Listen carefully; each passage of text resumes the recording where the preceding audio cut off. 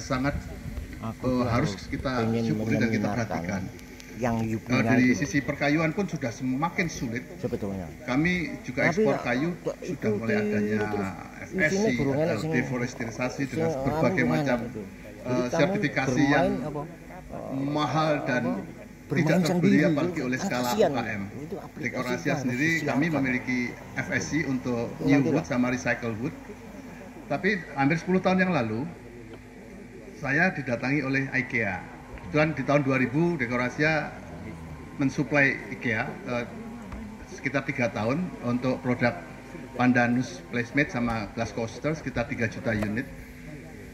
10 tahun kemudian saya didatangi karena IKEA tahu saya berbisnis bambu. Mereka datang dengan proyeknya nggak banyak, chopping board, talenan, cuman 25 juta pieces per tahun. Cuman? Nah.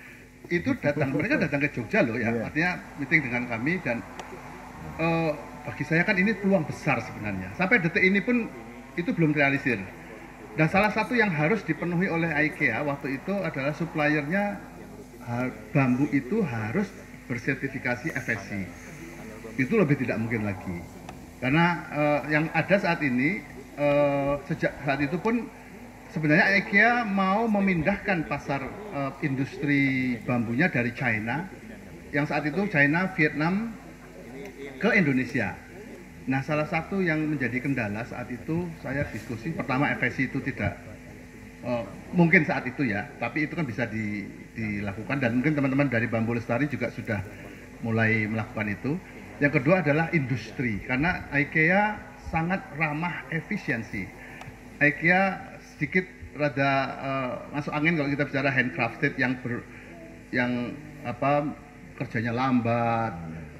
Misalkan kalau kita di dunia kerajinan, saya waktu itu di tahun 2000 sudah sedikit merubah dari kerja yang orang kerajinan di lantai menjadi berdiri sepanjang hari, yang tadinya ngelem ditutuk-tutuk, dipukul-pukul kita pakai press.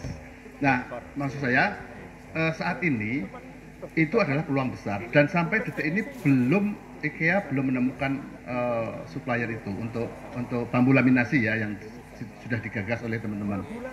Nah, di sisi lain pasca pandemi, kalau kita bicara terhadap kebutuhan di era pandeminya sendiri, kita lihat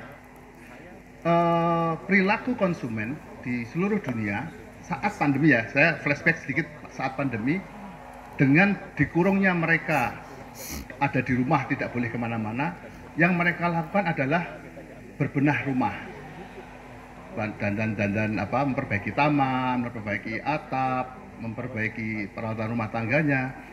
Dan item yang paling banyak dicari waktu itu salah satunya kami ekspor bambu panel.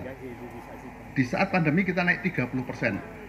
Saking sibuknya orang lain meliburkan, bahkan mengurangi karyawannya, menutup, kita malah bangun pabrik, kita nambah karyawan. Artinya apa? Bambu salah satu menjadi pilihan.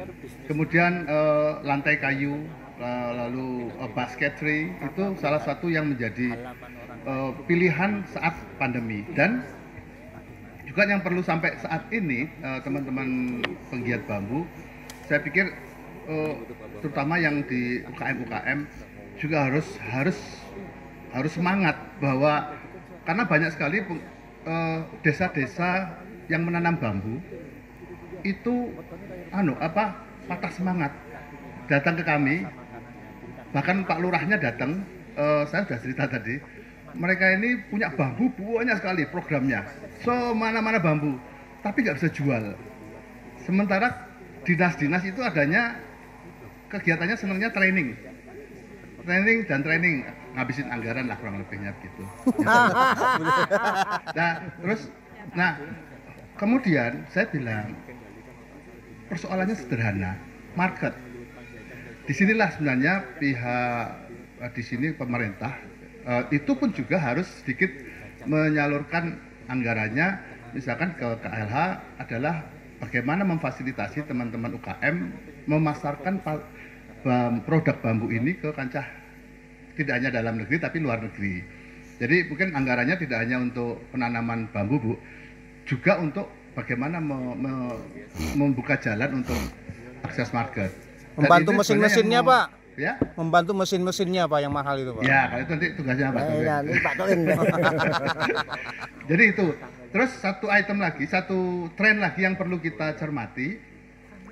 Di saat ini, saya studi saya banyak ke platform-platform karena kami juga penggiat penjual melalui platform Amazon, Alibaba, eBay dan sebagainya adalah small item yang produk kecil, flatable, flat packable.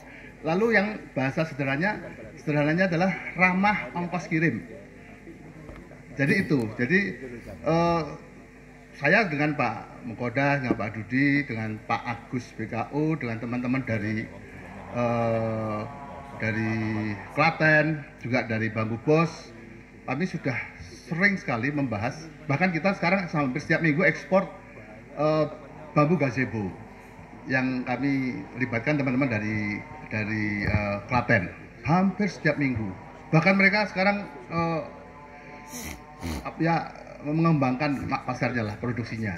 Nah, ini di satu sisi market, tapi di satu sisi kita juga kalau bicara tidak hanya bicara manisnya ya, saya juga bicara pahitnya. Kadang-kadang pasar kurang mendukung prasyarat-prasyarat yang di pihak UKM kita kurang mendukung prasyarat-prasyarat yang dikehendaki oleh pasar. Dalam hal ini quality. Di situ juga ada yang bicara, selain itu kan juga bicara soal harga. Tadi kita sempat secara informal diskusi bahwa jangan sampai kita ini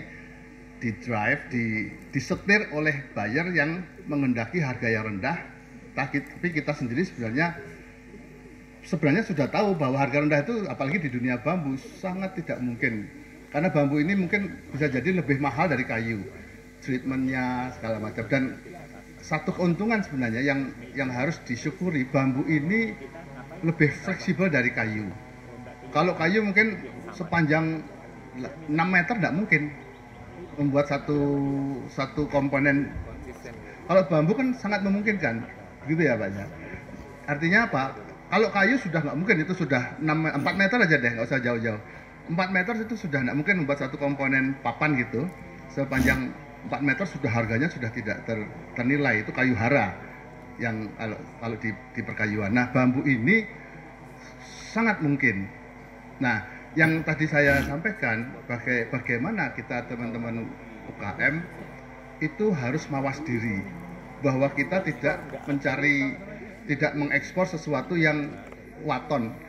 Bagaimana kita harus sadar bahwa quality is the king. Jadi jangan sampai kita banyak sekali yang sekarang terjadi, yang penting harga dulu, banting-bantingan harga. Pokoknya ya, saya memberi contoh, saya pelaku sendiri, bambu panel yang tadinya kita bisa ekspor di nilai sisa harga 13 US dollar, sekarang hanya dijual dengan harga 8 dolar.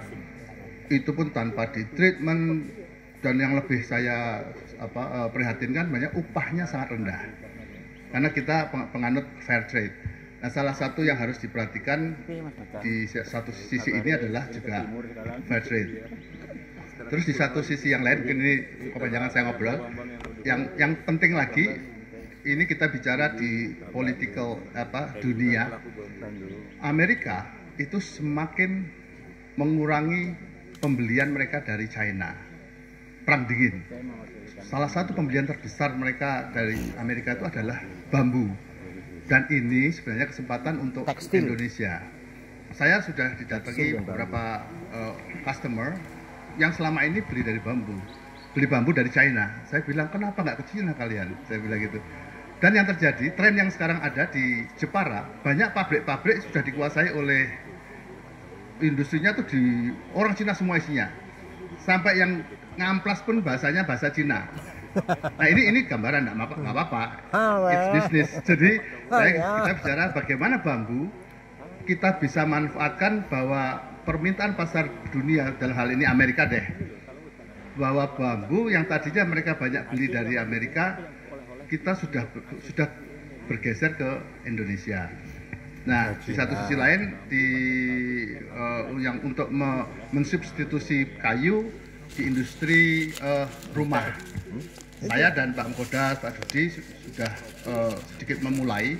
Kita mengekspor small houses, rumah-rumah kecil yang mungkin tipe 21, tipe 16 itu untuk flat pack knockdown untuk dijual.